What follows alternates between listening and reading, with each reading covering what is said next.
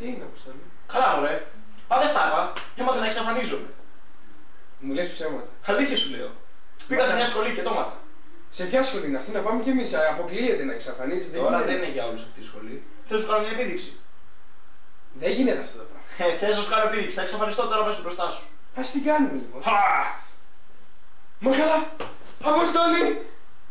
Πού είναι ο Αποστολής? Είδες που σου είπα ότι μπορώ να εξαφανίζομαι. Βοήθεια! Αποστόλη!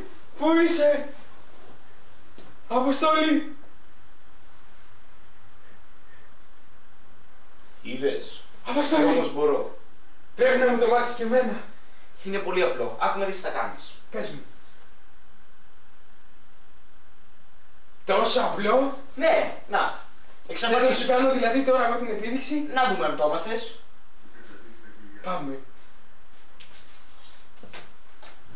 Είδες, Παναγιώτη, ήταν πανεύκολο. Μα καλά, τώρα πώς θα εμφανιστώ? Ήθελα να σε εγκλωβίσω στο δικό μου κόσμο. Πώς Τώρα γίνεται μου αυτό, πάτησες. βοήθεια!